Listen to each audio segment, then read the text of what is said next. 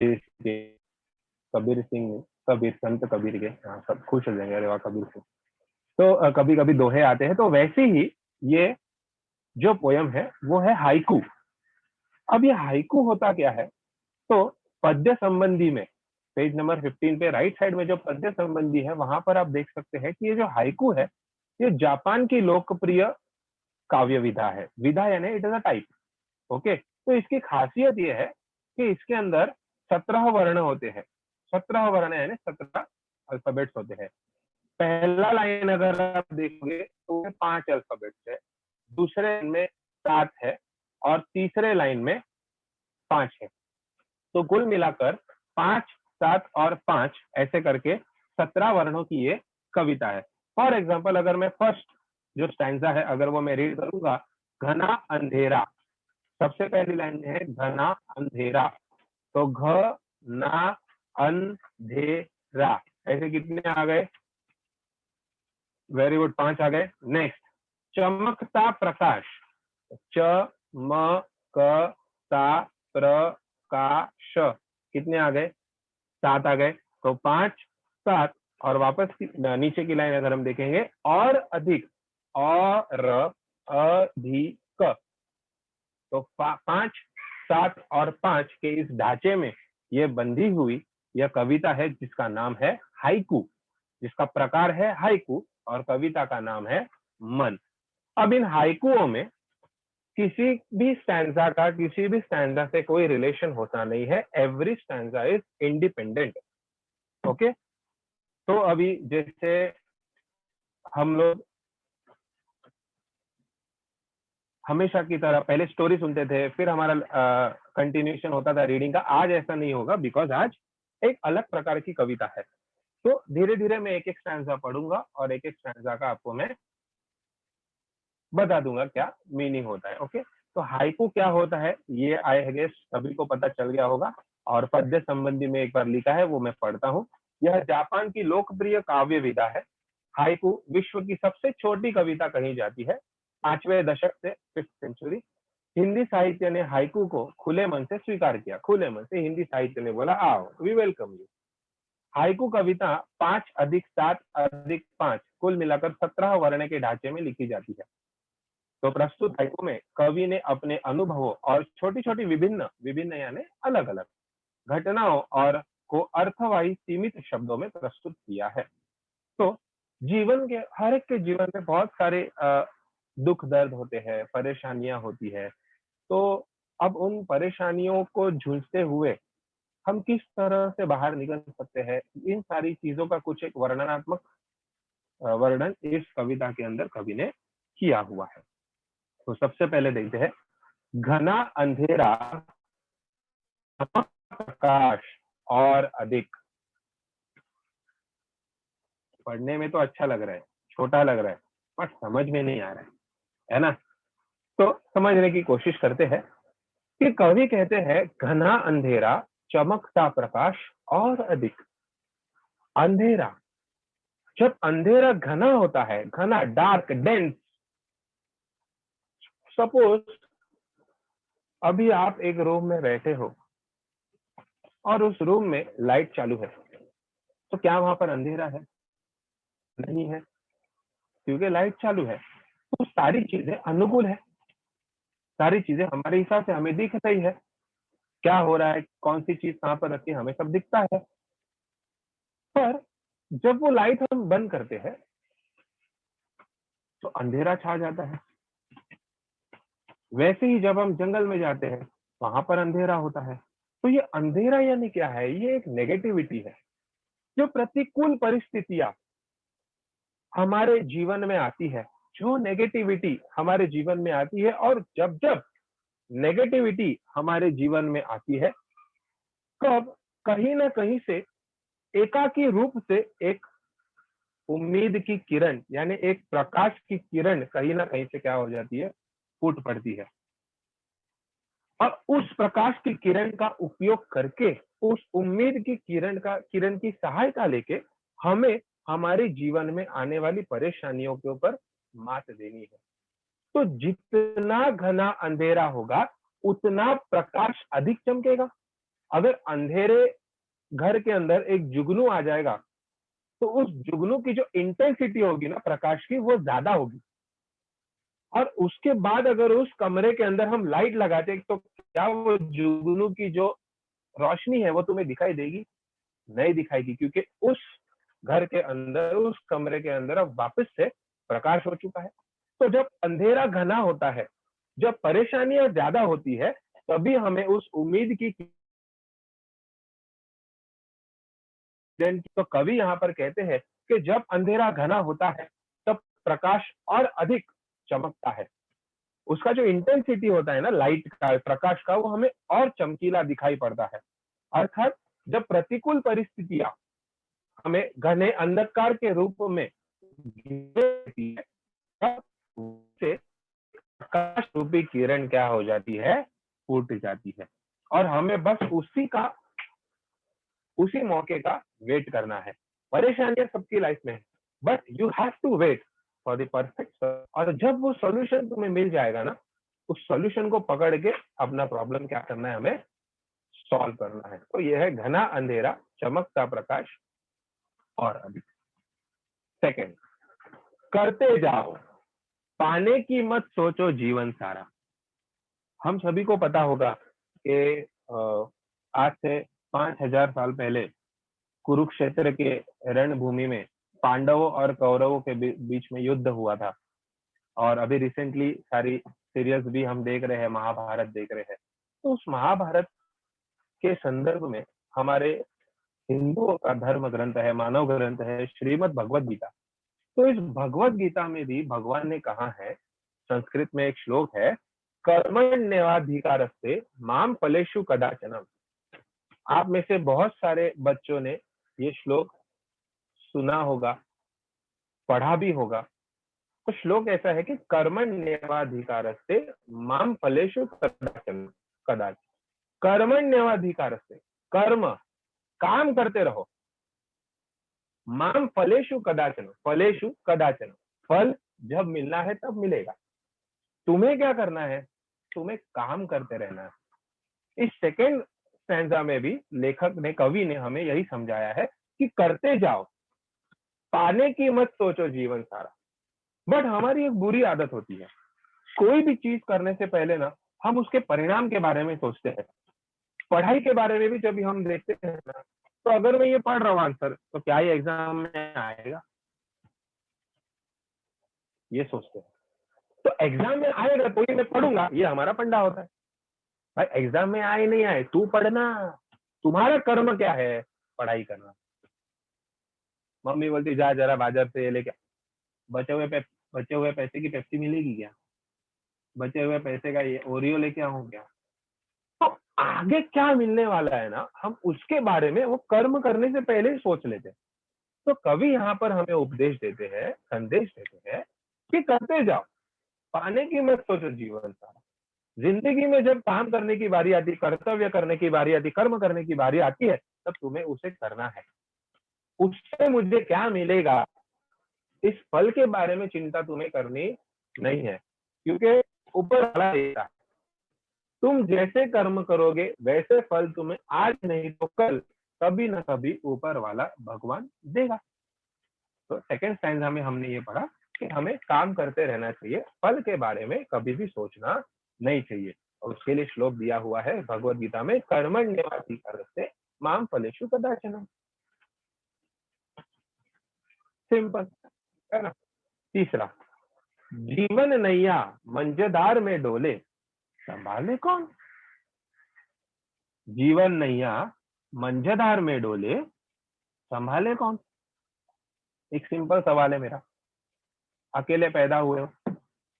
सभी का उत्तर हाँ ही होगा। हम अकेले पैदा होते हैं, मरते भी अकेले हैं। तो किसी को साथ में चल मेरे से थोड़ा मजा करेंगे, उधर टाइम पास चिल मारे, नहीं ना। अकेले पैदा होते हैं, अकेले मरते हैं, अकेले चलते हैं, अकेले भागते हैं, खाते हैं, पीते हैं, दौड़ते हैं, सारी चीजें जिंदगी में क्या करते हैं, अकेले करते हैं। तो अगर मेरे लाइफ में कोई तकलीफ आती है, तो फिर मैं उसको सॉल्व करने के लिए दूसरे की वेट क्यों करता हूं हमेशा? प्रॉब्लम किसका है भाई? प्रॉब्लम मेरा है। प्रॉब्लम क्रिएट किसकी वजह से हुआ है? प्रॉब्लम मेरी वजह से क्रिएट। मानते हो कि नहीं? प्रॉब्लम किसका है? तो प्रॉब्लम मेरा है। तो सॉल्यूशन दूसरा कैसे दे पाएगा? सॉल्यूशन को किसने ढूंढना चाहिए? मैंने ढूंढना चाहिए। जीवन नैया, ये जो हमारी जिंदगी है, ये एक नैया है, ये एक बोट है। मंझधार में डोले। मंझधार मतलब जब समुद्र के अंदर तेज लहरें आती है ना, तूफान आता है, तो मंझधार होता है ऐसा। तो ये वो डगमगाती है ना नैया तुम्हारी। तो जीवन नैया, जो हमारा जीवन है, वो बीच बीच में डगमगाता है, उसमें परेशानी आती है। तो कवि पूछता है कि संभाले कौन? मैं संभालूंगा। प्रॉब्लम किसका है? प्रॉब्लम मेरा है। सोल्यूशन कौन ढूंढेगा? सोल्यूशन मैं ढूंढूंगा। पर हम क्या करते हैं? एक प्रॉब्लम आया, उसको 100 लोगों को बता देते हैं और फिर उस प्रॉब्लम को 100 गुना बढ़ा देते हैं। कुछ कुछ लोग वेट करते हैं, अरे नहीं रुक अभी। दोस्त पूछता, अरे क्या हुआ है? अरे नहीं है, ऐसा ऐसा हुआ है। हाँ, तो फिर क्या किया तूने? अरे नहीं, वो आने वाला है, वो कर देगा सब। अरे वो कर देगा? वो कौन है? उसको तेरा प्रॉब्लम ज्यादा पता कि तेरे को तेरा प्रॉब्लम। तो जीवन नहीं यार, मंझधार में डोले, संभाले कौन? मैं संभालूंगा। मेरी जीवन की नैया है ना, तो मैं चप्पू चलाऊंगा, मैं सॉल्यूशन ढूंढूंगा और उसको किनारे पे लेके आऊंगा अच्छी तरीके से। समझ में आई बात? अगर प्रॉब्लम मेरा है, तो कोई दूसरा आके मेरी मदद करेगा, उसकी अपेक्षा मैं कैसे कर सकता हूँ? और कोई दूसरा अगर आया ही नहीं, तो क्या उस प्रॉब्लम को मैं वैसे ही रहने दूंगा क्या? नहीं। तो मेरी जो नैया है जीवन की, वो डूब जाएगी मंझधार में। सॉल्यूशन किसको निकालना है? सॉल्यूशन मुझे निकालना है। तो ना, मैं ही हूँ ब्रह्म, अश्वत्थामा।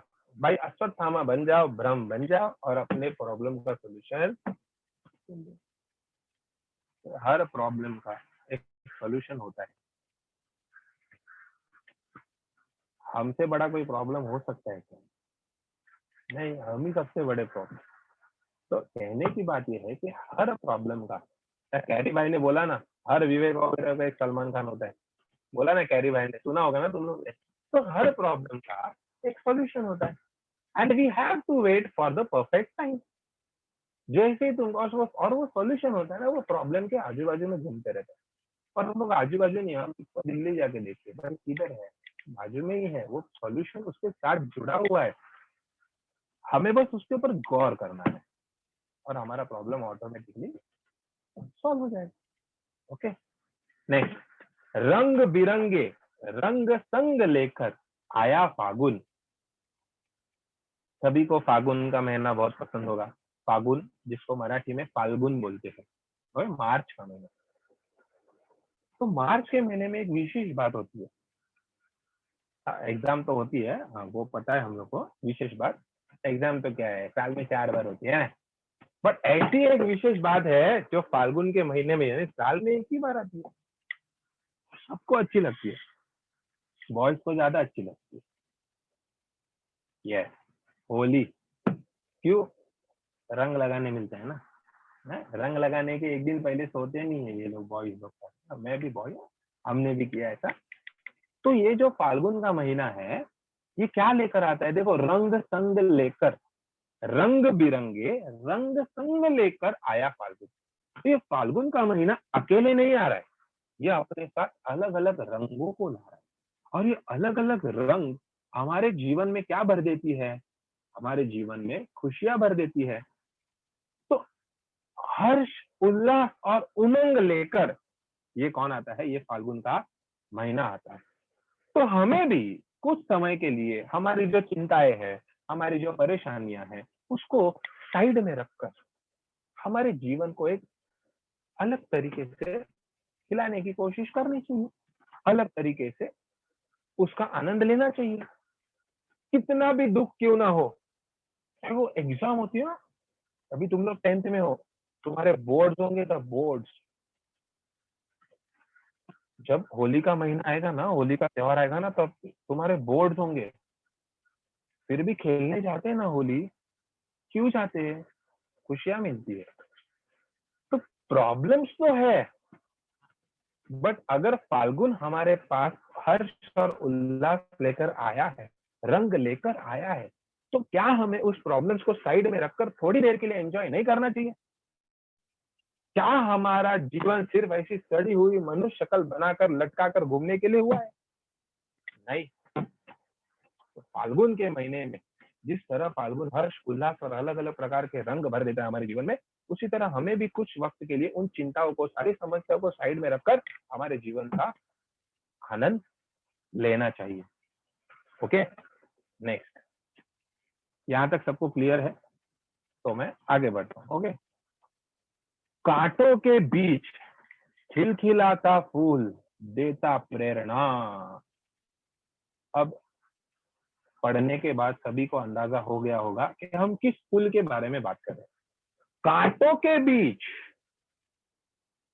ऐसा कौन सा फूल है जो कांटों में उगता है? तो वो है गुलाब। अब गुलाब का फूल किसे नहीं पसंद है भाई?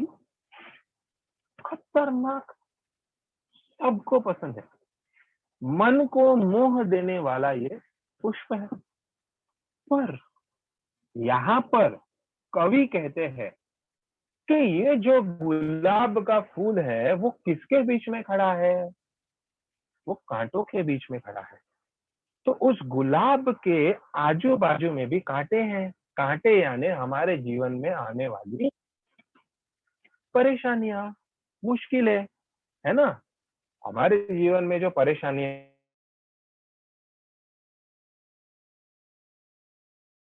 आता है, पर फिर भी इन कांटों के बीच में भी वो जो गुलाब का फूल है वो खिलखिलाता है, वो हंसता है और वो जीवन को प्रेरणा देता है कि इतने सारे कांटों के बीच में भी मैं खिलखिला रहा हूँ, मैं खुश हूँ, मैं प्रेरणा दे रहा हूँ।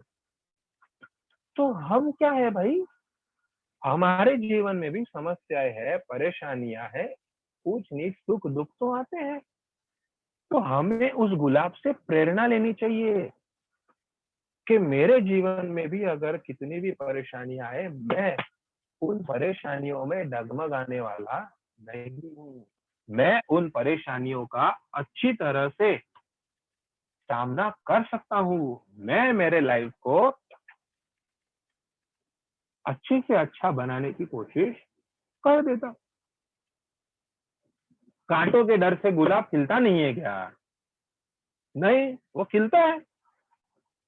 तो हमें परेशानियों से घबरा कर जीवन जीना ही नहीं चाहिए क्या? जीना चाहिए। तारक मेहता बोलता है ना, प्रॉब्लम्स तो है सबके साथ। यस, बस नजरिए की है बात। ये सब में होशियार हो तुम लोग। तो भाई प्रॉब्लम्स तो है, तो क्या जीना छोड़ दे इंसान? नहीं, हक से जीना है यार। कांटों के बीच में खड़े रहकर जो उभरता है ना, उसकी ज्यादा कीमत होती है। क्यों गुलाब सबको मोहक लगता है? परेशानियों से जूझ कर वो अपना सिर ऊपर करता है यार। तो हम लोग को भी वही करना है। कांटों के बीच खिलखिलाता फूल देता प्रेरणा। हमारे जीवन में भी परेशानियां हैं, सबके जीवन में, तुम्हारे मेरे हम सबके हैं।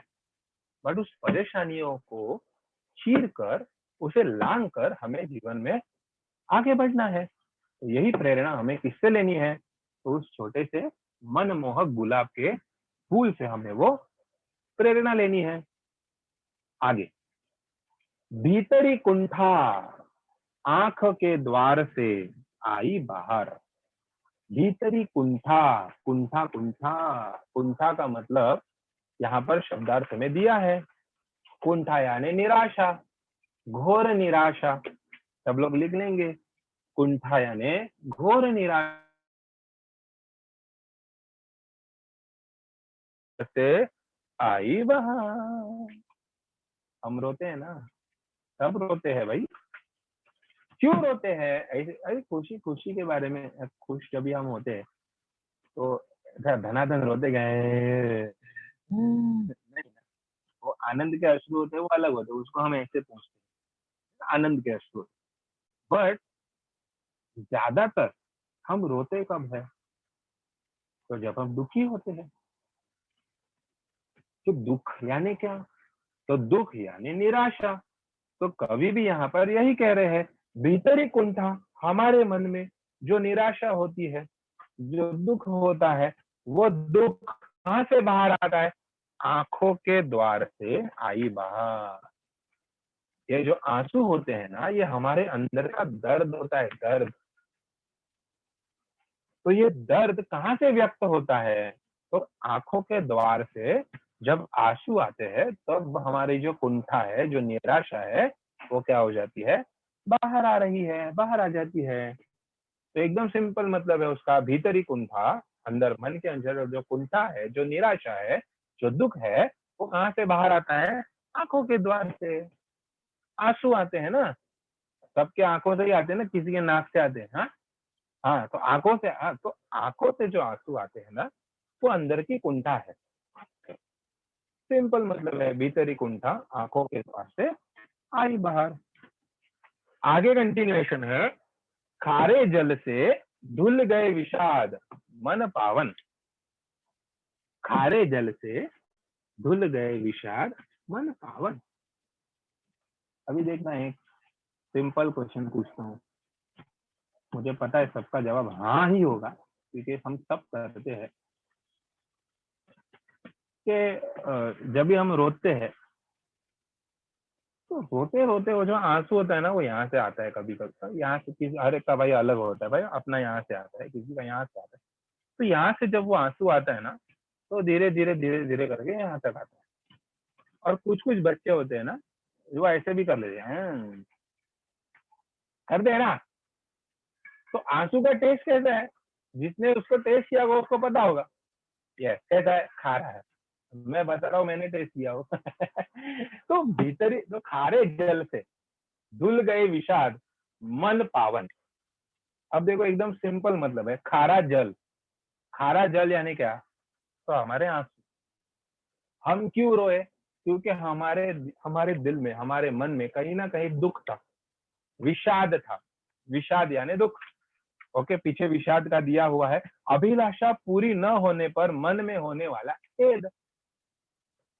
अभिलाषा यानी इच्छा, आशा, कि हमें पता है कि आज पापा आएंगे तो वो मेरे लिए साइकिल तो लाएंगे, और हम लोग पिछले 1 साल से उस साइकिल का वेट कर रहे हैं। पापा ने बोला है कि मैं इस तारीख को इतने बजे तुझे साइकिल ला के दूंगा। तो हम लोग खिड़की पे बैठे हैं, क्या पापा आएंगे, अभी साइकिल लेके आएंगे। हाँ, टाइम हो गया, पापा आए पर साइकिल नहीं है। तो हमारी गंगा, दुख हुआ ना, विषाद, इच्छा पूरी नहीं हुई, विषाद। तो क्या हम 4 दिन तक रोते ही है क्या? नहीं। तो जो भी, ये तो जस्ट एग्जाम्पल था। तो जो भी विषाद होता है ना, जो भी विषाद होते हैं, जो भी कुंठा होती है, वो आंखों के द्वार से, जो खारा जल होता है, जो आंसू बहते हैं, उसके बाद हमारा विषाद क्या हो जाता है? धुल जाता है। मन पावन हो जाता है, साफ हो जाता है, स्वच्छ हो जाता है, शीतल हो जाता है। हम बोलते हैं ना, रो रो। कभी कोई रोता होता है ना, उसको रुकाने का नहीं करता, उसको रोने देने का। क्यों? रोने से मन हल्का होता है। तुमने भी सुना होगा, ऐसा बोलते हैं ना कि भाई रोने से क्या? यस, मन हल्का हो जाता है। मन हल्का यानी क्या? कि जो विषाद है, वो विषाद क्या हो जाता है? निकल जाता है। जब हम रोते नहीं है ना, तो वही बात को ना हम मन में रखते रखते रखते रखते रखते, और सड़ा हुआ सड़ू सड़ू मनुष्य मनुष्य चेहरा हम लेकर बैठे। एक बार रोने के बाद ऐसा फ्रेश फील होता है, एकदम अभी मजा आएगा ना भिड़ू, ऐसा एकदम फ्रेश। तो भीतरी कुंठा, बराबर, खारे जल, आंखों के द्वार से आई बाहर। खारे जल से धुल गए विषाद, जो हम रोए उसकी वजह से जो विषाद था, जो इच्छा पूरी नहीं हुई, उसके बारे में जो दुख था, वो हो गया, धुल गया। और वो पानी कहाँ से आया? यहाँ से आया। वो विषाद धुल गया, और अभी हमारा मन क्या हो गया है? पावन हो गया, पवित्र हो गया। अब उस दुख के लिए, उस चिंता के लिए, उस निराशा के लिए हमारे मन में कोई भी जगह नहीं है, क्योंकि वो ऑलरेडी हमने बहा दिया है। वो अश्रु ऑलरेडी हमने बहा दिए है, वो पानी हमने बहा दिया है। तो अभी हमारा मन पावन हो चुका है। तो पहला, दूसरा, तीसरा, चौथा, पांचवा, छठवा, 6 स्टैंजाज अभी तक हमारे हो चुके हैं। अब इस पेज का लास्ट स्टैंजा, मृत्यु को जीना जीवन विष पीना है जिजीविषा। जिजीविषा यानी जीने की इच्छा, दिया है पीछे, दिया है भाई, जीने की इच्छा। देखो हर एक के लाइफ में एक ऐसा समय आता है कि जब हमें लगता है कि बस अभी मैं मर जाऊंगा, अभी मेरे को मरना है। हाँ वो उसमें था ना डायलॉग, वो नेट अपुन को नहीं रुकने का इधर, ऐसा अपुन को मरने का है ना। मृत्यु को जीना, जीवन विष पीना है जिजीविषा। परेशानियां सबके साथ है, प्रॉब्लम सबके पास है, दुख सबके लाइफ में है। तो मृत्यु क्या ये अंतिम उसका सलूशन हो सकता है क्या? नहीं है। तो जीने की इच्छा निर्माण करनी बहुत जरूरी है। और अगर तुमने इस विचार के ऊपर मात दे दी तो तुम्हें जीने से कोई नहीं रोक सकता। बहुत सारे बच्चों को, नौजवानों को हम देखते हैं कि वो आत्महत्या करते हैं, उनको वो अपने जीवन से कंटाल जाते हैं। वो लोग ना बुजदिल होते, बुजदिल। आत्महत्या करने के लिए, जान देने के लिए जितना गट्स चाहिए होता है, उतने गट्स का अगर हम पॉजिटिविटी में कन्वर्जन करेंगे तो हम कहां से कहां पहुंच सकते हैं। मरना is not the final solution, मरना is not the end solution, it is not the best possible way to get rid out of any kind of problem you have in your life। माफ करना, थोड़ा English बोल दिया, थोड़ा सा आता है तो बोल दिया। तो मृत्यु ये अंतिम सॉल्यूशन नहीं हो सकता सारे परेशानियों का। जीने की इच्छा निर्माण करनी बहुत जरूरी है। कोई भी कितना भी डिफिकल्ट संग्राम क्यों ना हो, कितना भी डिफिकल्ट युद्ध क्यों ना हो, मुझे डटे रहना है, बस यही जिजीविषा है। मैं जिंदा रहूंगा, मैं मेरे परेशानियों को हराऊंगा, ये एक जज्बात, ये एक जोश, ये सारी आत्मविश्वास ये मेरे अंदर होना चाहिए। आत्मविश्वास बहुत इंपॉर्टेंट है। मैं कर सकता हूं, बस इतना सोचने से ही हमारा आधा काम हो जाता है। और ये लाइफ है, ये एकदम प्योर है। अगर मैं तुम लोग को बोलूंगा कि किसी व्यक्ति को मैं बोलता हूँ कि भाई वो उधर पड़ा है, 50 किलो का गोनी पड़ा है, उसको उठा। अब उस इंसान ने ऐसा बोल दिया, ये मुझसे नहीं हो पाएगा यार, खलास, नहीं उठा पाएगा वो। क्यों? क्योंकि उसने पहले ही हार मान ली है, नहीं हो पाएगा, उसने बोल दिया। पर अगर मैं किसी को बोलता हूँ कि यार जरा उठा रे 50 किलो का गोनी, आरोप में जरा कोशिश, उठा देगा। उसने सामने से बोला ना हमें कोशिश, हाँ बोला ना हाँ मैं कोशिश करता हूँ, खत्म, गोनी उठ गई समझो। तो पॉजिटिविटी होनी बहुत जरूरी है। जीवन जीने के लिए नई नई उम्मीदें पैदा करो। देखो जीवन जीने के लिए नए नए रास्ते एक्चुअली ढूंढने पड़ने ही नहीं चाहिए। हमें इतना पॉजिटिव होना चाहिए कि मृत्यु का ख्याल हमारे जीवन में आना ही नहीं चाहिए। हर दिन ऐसा जियो ना कि भाई एकदम जबरदस्त मक्के जैसा जियो, चिल मार रहा है। तो हर प्रॉब्लम के ऊपर मृत्यु या एक एंड सॉल्यूशन नहीं हो सकता। तो जीने की इच्छा हमें पैदा होनी चाहिए, निर्माण हमें करनी चाहिए। ओके, फर्स्ट पेज क्लियर है?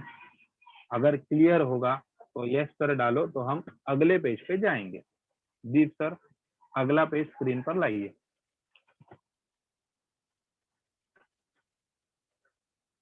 पहला पेज अगर क्लियर होगा तो हम यस सर लिख देंगे चैट में। और दीप सर हमारा पहला पेज हो चुका है, हम अगले पेज की तरफ जाएंगे।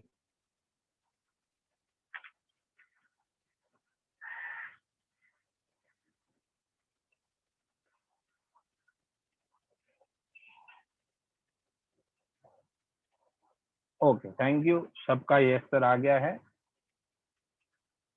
अरबाज कह रहा है second last para. Second last para बेटा हम लोग पूरा पूरी जो कविता है वो खत्म होने के बाद वापस से एक डाउट सेशन रखेंगे, उसमें सेकंड लास्ट पैराग्राफ में आपको बता दूंगा। ओके, तभी बस एक बार हैंड रेस करके मुझे याद दिलाना। ओके,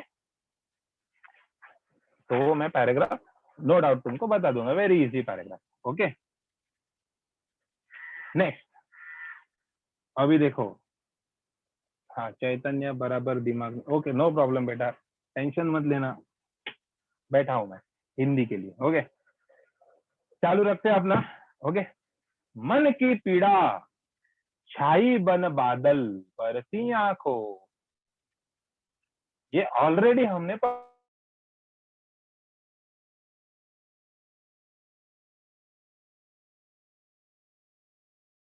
बरसी आंखों।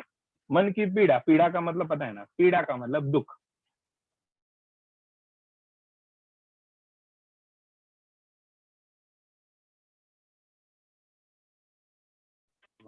जब आकाश में ना घने बादल आते हैं तो क्या हो जाता है, वर्षा होती है, पानी गिरता है। अरे मतलब बारिश गिरती है यार, है ना, बारिश गिरती है। कब? जब घने बादल आते हैं तब वर्षा होती है। तो वैसे ही जिस प्रकार हमारे मन में जब पीड़ा निर्माण होती है, जब हमारे मन में पीड़ा, पीड़ा यानी दुख निर्माण होता है, तो वो बादल उमड़ कर आता है और वो पानी कहाँ से बहता है, आंखों से। आंसुओं के स्वरूप में वो वर्षा धनाधन धनाधन धनाधन धनाधन क्या होती है, बहने लगती है। तो ये ऑलरेडी हमने पढ़ा ना, भीतरी गुंठा आंखों के द्वार से आई बाहर। तो दुख जब होता है, इस पैराग्राफ में थोड़ा सा वेरिएशन ऐसा दिया है कि जब मन में पीड़ा होती है तब वो बादल बन के हमारी आंखों से बाहर आती है। तो जिस प्रकार घने बादल जब छा जाते हैं तब वर्षा होती है, तो वैसे ही घना अंधेरा जब हमारे मन में छाता है, दुख होता है, तो वो दुख जो पीड़ा है, वो पीड़ा हम सहन नहीं कर पाते, तो क्या होता है, वो आंखों से बरस जाता है। Very simple. अब नेक्स्ट, चलती साथ पटरिया रेल की फिर भी मौन। मौन यानी चुप, शांत। ये रेल की पटरिया साथ में चलती है ना, साथ में जाती है ना, दोनों पटरिया लंबी जाती है ना, पंखा है, लंबी जाती है ना, फिर भी कैसी है, मौन है। इसका मतलब हम ऐसा भी ले सकते हैं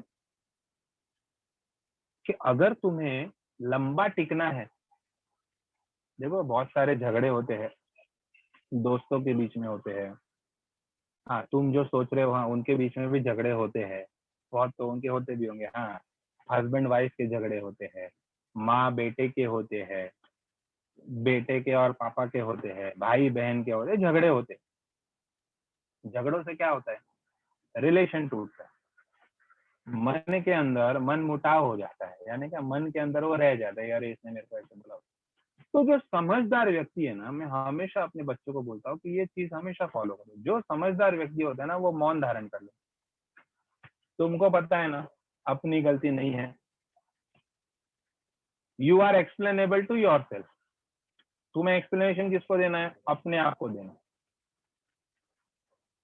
सामने वाले को एक्सप्लेन मत करते रहो, जितना एक्सप्लेन करोगे उतना झगड़ा बढ़ेगा। चलती साथ पटरिया रेल की फिर भी मौन, लंबी जाती है पटरिया, वो लंबी क्यों जा रही है, क्योंकि वो मौन है। वो एक दूसरे से बहस नहीं कर रही है, वो प्रॉब्लम को आ बैल मुझे मार ऐसा नहीं बोलती है। प्रॉब्लम्स कब बढ़ते हैं, जब बहसबाजी होती है। झगड़े क्यों होते हैं, कि ये 2 बोलता है, ये 4 बोलता है, ये 4 बोलता है, ये 8 बोलता है, ये 8 बोलता है, ये 16 बोलता है, 16 बोलता है, 32 बोलता है, 32 बोलता है, 64 बोलता है, आगे का इतना नहीं बोल सकता। तो क्या करना है, हमें मौन रहना है उस समय। अगर तुम समझदार हो ना, तो तुम मौन हो जाओ, शांत हो जाओ। सामने वाले को बड़बड़ करने दो, कुत्ता भौंक रहा है भौंकने दो। हाथी क्या करता है, दबंग, दबंग पिक्चर सुना ना, हाथी चलता है, कुत्ते भौंकते हो, हाँ, हाथी क्या करता है, शांत, अपने मस्ती में चलता रहता है। तो मौन साधना, मौन साधना, ये एक बड़ा ही इफेक्टिव टूल होता है। तो इसके अंदर से कहने की बात यही है कि पटरिया जो सदैव चलती है, क्यों चलती है, क्योंकि वो सदैव कैसी रहती है। इसका मतलब ऐसा नहीं कि बोलना ही नहीं, बढ़ाना नहीं है किसी चीज को, तो यू हैव टू बी मौन, आपको साइलेंट रहना, तो तुम लाइफ में बहुत आगे जा सकते। तुमको पता है ना तुम कौन हो, यू नो, यू हैव, मतलब there is no need to prove yourself. ये मेरा कहने का मतलब, मौन रहो, झगड़ा हो रहा है समझदार हो शांत रहो, समझदार नहीं हो तो पागल की तरह, अनपढ़ की तरह झगड़ा करो। ओके, चलो नेक्स्ट। सितारे छिपे बादलों की ओट में, सूना आकाश।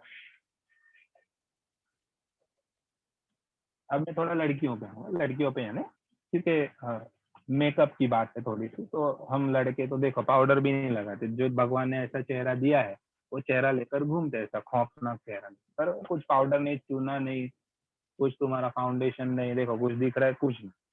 पर सितारे छिपे बादलों की ओट में, सूना आकाश। सितारे छिपे कहां पर, बादलों की ओट में, ओट यानी आड़ में, सूना आकाश, आकाश सूना हो गया। अब सितारों वाला आकाश देखने में मजा है कि सूना आकाश देखने में मजा है? ये सितारों वाला, भाई मस्त तारे चमचमाते रहते हैं, हम लोग देखते हैं, मेरे दादाजी की तरह, मेरे परदादा, वो बताया जाता है ना कि जो मरता है वो तारा बनता है, हम लोग देख तेरे दादाजी वो देख मेरे कहावत। तो कहने का मतलब ये है कि ये श्रृंगार, श्रृंगार यानी मेकअप, श्रृंगार यानी मेकअप, ये जो बादल है ना, इस बादल रूपी मुखड़े पे किसका मेकअप हुआ है? तारों का मेकअप हुआ है। बादल रूपी मुखड़े पे किसका मेकअप हुआ है? तारों का मेकअप हुआ है। और जब ये तारे छुप जाते हैं तो बादल क्या हो जाता है? सूना हो जाता है। तो उस बादल को देख के मजा आता है क्या? नहीं आता। क्यों? क्योंकि उसको शोभा देने वाले जो सितारे हैं, वो सितारे क्या हो चुके हैं? छुप गए हैं। तो हमारे लाइफ में भी ऐसे कुछ इंपॉर्टेंट व्यक्ति होते हैं जो हमारे लाइफ को महत्वपूर्ण बनाते हैं, मीनिंगफुल बनाते हैं। तो क्या हमें उन व्यक्तियों की साथ छोड़नी है क्या? तो नहीं छोड़नी। हमारे लाइफ में कुछ ऐसे व्यक्ति होते हैं जो हमें बहुत मदद करते हैं, जो हमारे लिए बहुत महत्वपूर्ण होते हैं।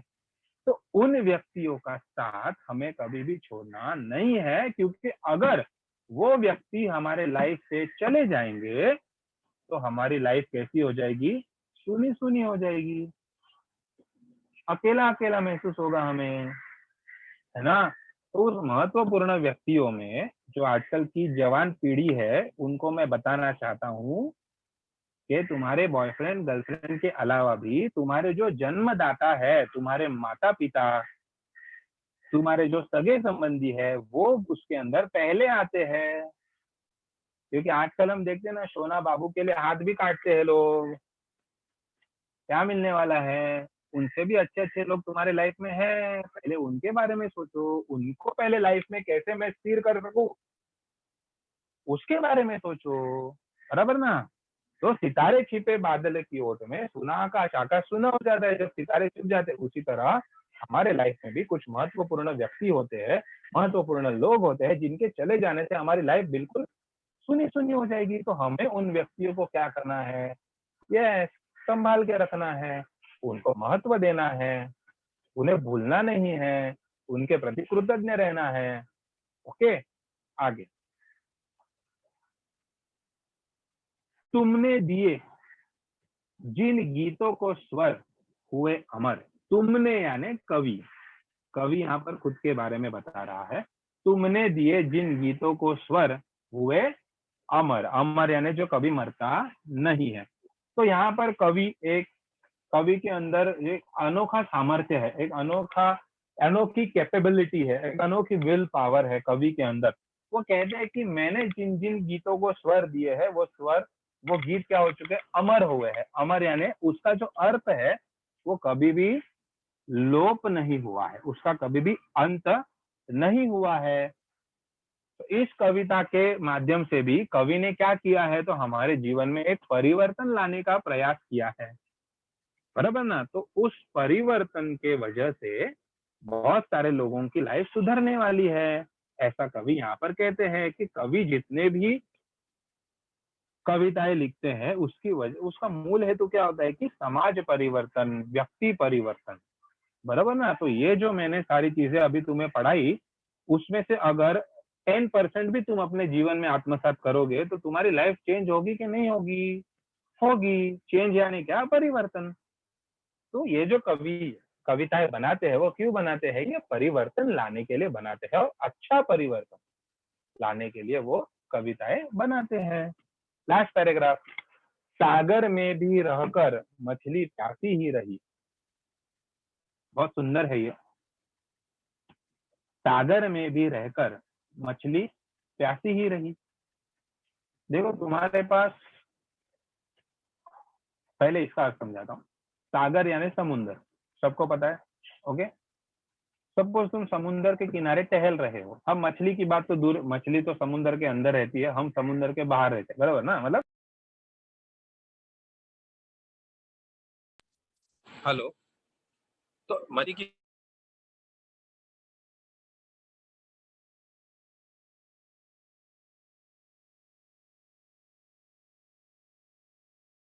और तुम्हें प्यास लगती है, तो क्या तुम वो समुद्र का पानी पी सकते हो क्या? नहीं पी सकते।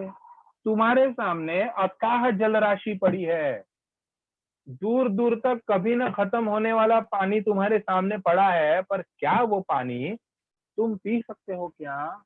नहीं पी सकते। तो क्या वो मछली भी वो पानी पी सकती है क्या, खारा खारा? नहीं। तो सागर में भी रहकर मछली प्यासी ही रही। तुम्हारे पास बहुत पैसा है, पर उस पैसे को तुम कभी दान नहीं करते हो, तो क्या उसका अर्थ है क्या? नहीं है। तुम्हारे पास नॉलेज है, उस नॉलेज को तुम कभी शेयर नहीं करते हो, तो उस नॉलेज का कुछ अर्थ है क्या? तो नहीं है। तो जीवन में तुम्हारे अंदर कुछ पॉजिटिव चीजें अगर होगी, तो उस पॉजिटिव चीजों का तुम्हें अच्छी तरीके से उसको इस्तेमाल करना है, तो ही तुम्हारे लाइफ को एक मीनिंग आएगा। You can live a meaningful life. सागर में भी रहकर मछली प्यासी रही, क्यों रही? क्योंकि सागर है, पर सागर के पानी का कुछ इस्तेमाल है क्या? कुछ होने वाला है क्या? उस पानी, उसकी प्यास बुझने वाली है क्या? नहीं। तो इतना पानी क्या, ये वेस्ट है। तो तुम्हें अपनी लाइफ वेस्ट बनानी है क्या? तुम्हें अपना टैलेंट वेस्ट बनाना है क्या? नहीं बनाना है ना। तो तुम्हारे पास जो पॉजिटिव चीजें है ना, उन पॉजिटिव चीजों से दूसरों की मदद करो, दूसरों की हेल्प करो, ताकि दुनिया भी सुधर जाए। तो ये कवि का कहने का इंटेंशन है कि सागर मत बनो। तो सागर विशाल होता है, तुम्हें भी विशाल बनना है, पर सागर का जो अवगुण है ना वो मत करो। सागर से मछली को तकलीफ हो तो वो प्यासी रहेगी, उसका उसकी प्यास बुझने वाली है क्या? नहीं, क्योंकि वो खारा पानी है। तो तुम्हारे पास बहुत ज्यादा धन भी क्यों ना हो, तो उस धन को तुम्हें क्या करना है? लोगों में बांटना है, समाज सेवा करनी है, तभी तुम सही मायने में इंसान कहलाओगे। तो तुम्हारे पास जो पॉजिटिव चीजें होती है, तुम्हारे पास जो अच्छी बातें होती है, अच्छे गुण होते हैं, उन गुणों को तुम्हें क्या करना है? सभी के अंदर फैलाना है, तभी तुम इंसान कहलाओगे। तो सागर में भी रहकर मछली प्यासी ही रही, मछली को कुछ फायदा नहीं हुआ। इतना बड़ा सागर है, उसी तरह हमारे पास भी अगर कोई चीज एक्स्ट्रा होती है, ज्यादा होती है, अबंडेंस में होती है, तो उस चीजों का हमें सही अच्छे अच्छे तरीके से उसको इस्तेमाल करना चाहिए। ओके, क्लियर है? अगर क्लियर होगा तो यस सर डालेंगे, और जिसको डाउट होगा वो रेज हैंड करेंगे। तो एक एक करके हम तुरंत सबके डाउट्स सॉल्व करेंगे। क्लियर होगा तो यस पर डालेंगे, डाउट होगा तो रेस हैंड करेंगे।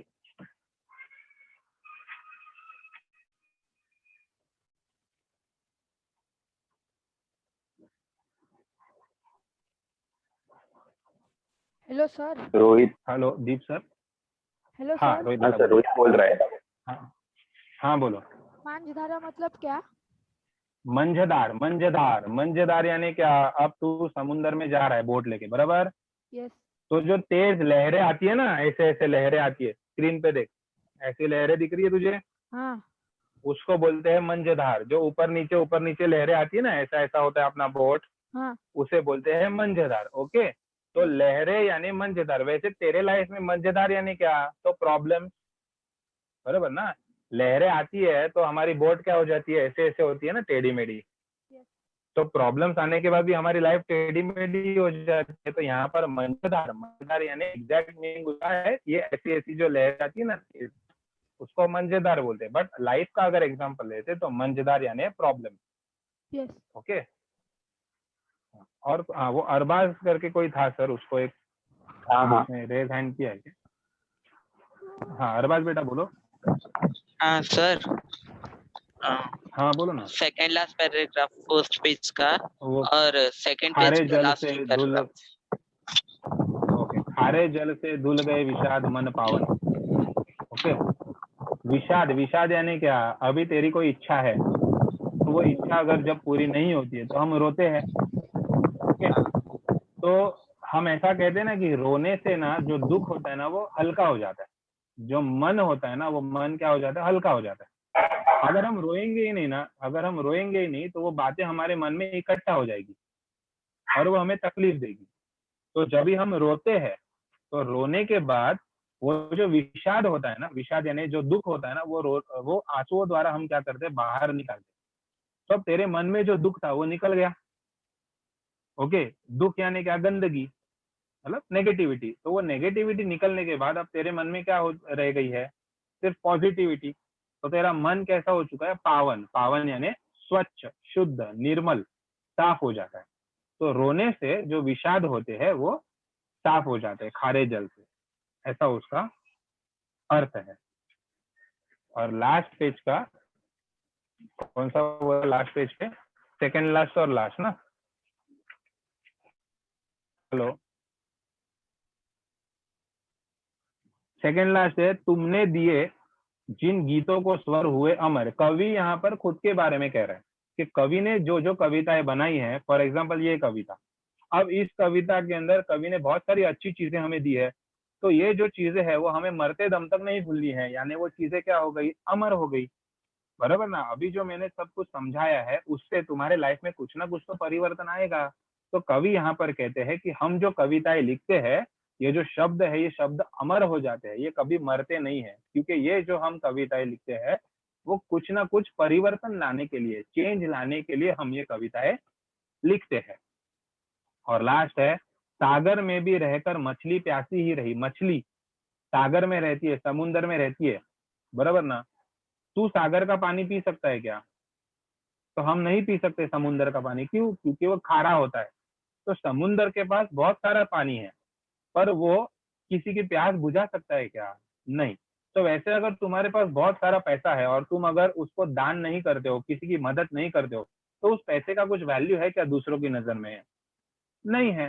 तो जो हमारे पास ज्यादा है ना, वो हमें दूसरों के लिए भी उसका उपयोग करना बहुत जरूरी है, ये कवि कहना चाहते हैं। तो ही हम सही मायने में इंसान कहला सकते हैं। अब जैसे हमारे पास ज्ञान है, हम तुम्हें ज्ञान बांट रहे हैं, हम हमारा ज्ञान हमारे तक सीमित नहीं रख रहे, तो हम उस ज्ञान को क्या कर रहे हैं, हम उसका विस्तार कर रहे हैं, हम ज्ञान बांट रहे हैं। तो अगर तुम्हें सही मायने में एक अच्छा इंसान बनना है तो तुम्हारे पास की जो चीजें है उसको बांटा करो, जो सादा चीज है उसको हमें बांटना है, जरूरतमंद होते हैं उनमें वो बांटनी है। और कोई डाउट?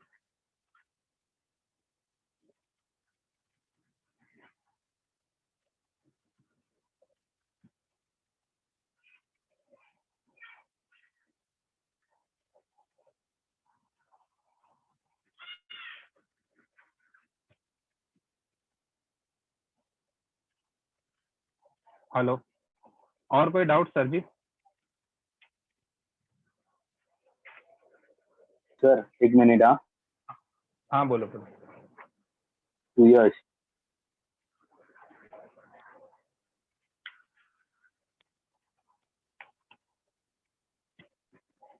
सुयश अब अनम्यूट नहीं हो रहे हो। Mayuresh, hello sir. हाँ बोलो। सुयश पहले आप बोलो, सुयश पहले आप बोलो। Hello sir. हाँ बोलो बेटा। सर थर्ड पैराग्राफ एक्सप्लेन करो ना, 16 पेज नंबर का।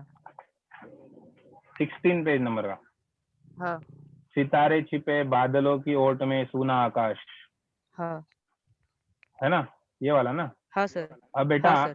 जो बादल होते हैं ना, बादल बादल आसमान में, आसमान होता है ना, तो सितारों वाला आसमान देखना अच्छा लगता है कि बिना सितारों वाला? सितारों वाला, सितारों वाला। बराबर, क्योंकि सितारे क्या है, वो श्रृंगार है, श्रृंगार यानी मेकअप है, मेकअप यानी उससे शोभा आती है ना बादलों में। जब तारे होते हैं बादलों में क्या आती है, शोभा आती है। अगर वो तारे छुप जाएंगे तो बादलों की शोभा कम हो जाएगी। तो हाँ। उसी तरह अपने लाइफ में भी कुछ सितारे होते हैं, सितारे यानी कुछ इंपॉर्टेंट व्यक्ति। अभी तेरे पास, मतलब तुम्हारे फैमिली में मम्मी पापा है तेरे, ओके, हाँ। तो मम्मी पापा के बिना अगर तू अपनी लाइफ को इमेजिन करता है तो तेरी लाइफ क्या बन जाएगी, जीरो बन जाएगी ना, मम्मी पापा के बिना। तो ये हाँ। मम्मी पापा कौन है तेरे लाइफ के, तेरे लाइफ के वो सितारे हैं। अगर वो सितारे छिप जाएंगे तो तू सुना सुना हो जाएगा। मतलब जो इम्पोर्टेंट व्यक्ति होते हैं ना हमारे लाइफ में, उन इम्पोर्टेंट व्यक्तियों को हमें बरकरार रखना होता है, संभाल के रखना होता है हमारे लाइफ में, ओके। ओके ऐसा सर। तो वो उन व्यक्तियों को हमें कभी छोड़ना नहीं होता, हमारे लाइफ से दूर नहीं करना है। Thank you sir. मयूरेश, अभी आप बोल सकते हो। हाँ मयूरेश। Hello sir. हाँ बोलो हेलो मयूरेश। हाँ बोलो बोलो। सर, पेज नंबर 16 का पैराग्राफ फर्स्ट और सेकंड वाला समझाइए ना। ओके, मन की पीड़ा, वो जो ये पैराग्राफ समझा था तुझे, भीतरी कुंठा आंखों के द्वार से आई बाहर, ओके, वैसा ही नहीं सेम टू सर, सेम ये पैराग्राफ है। मन की, शेयर करने को बोलिए ना। हेलो, क्या क्या स्क्रीन शेयर करने को स्क्रीन, बोलिए ना। दीप सर स्क्रीन शेयर करो, सेकंड पेज, सेकंड पेज।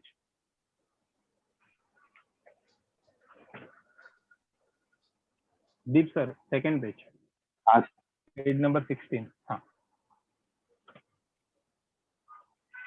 एक सेकंड।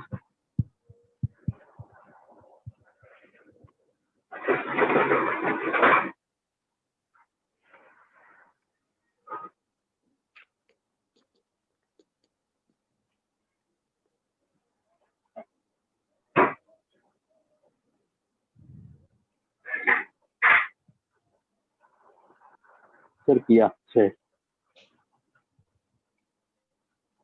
हाँ, देखो मयूरेश बेटा, मन की पीड़ा हाँ सर। छाई बन बादल बरसी आंखों।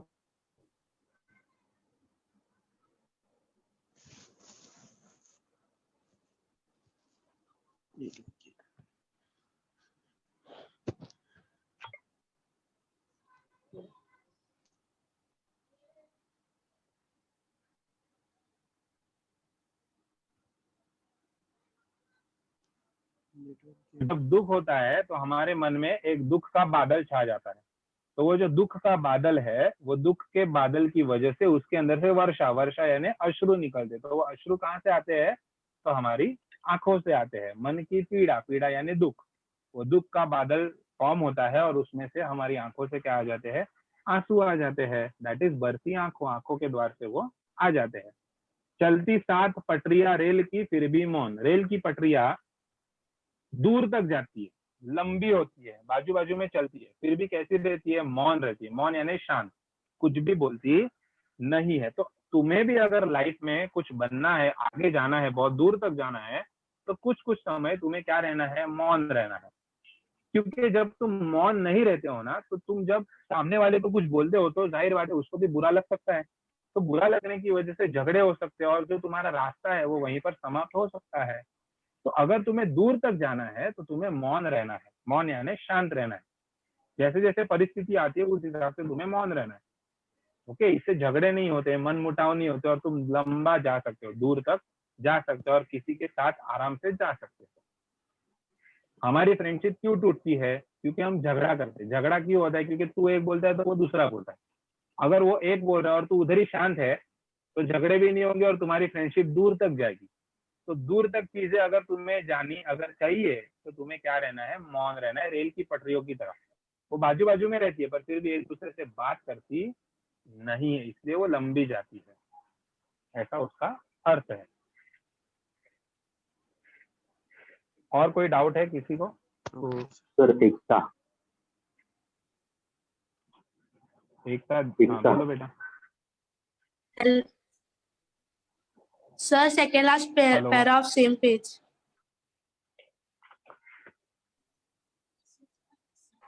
सेकेंड लास्ट पैराग्राफ में कवि ने खुद के बारे में बताया है, ये कोई जीवन का प्रसंग नहीं।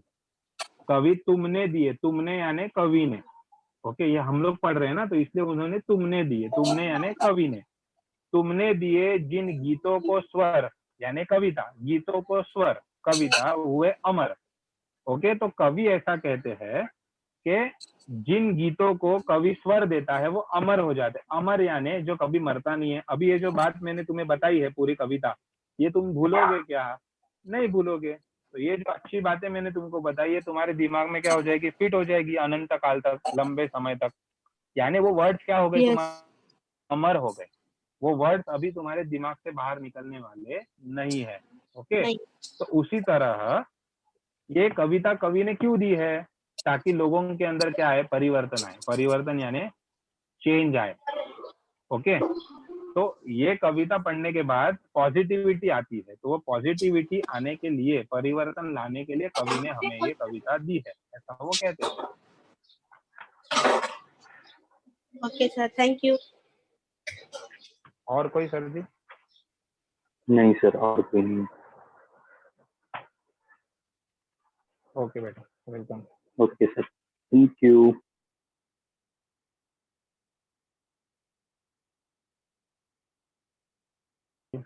तो स्टूडेंट्स नाउ अभी नहीं रेडी बोला ना? फॉर, हाँ सर, बस अभी कोई नहीं है। हाँ, okay sir ji, okay, thank you. Student now ready for next lecture.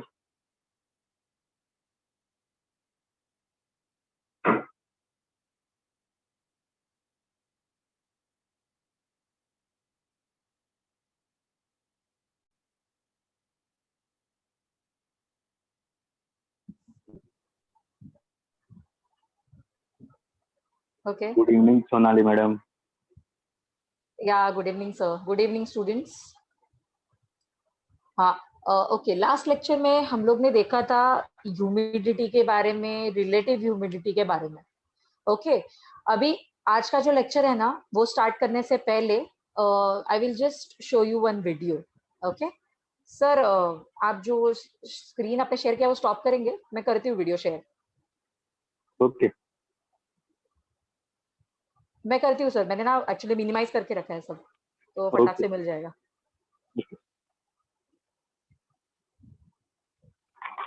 मैंने किया बंद मैडम। ओके, हाँ ओके सर।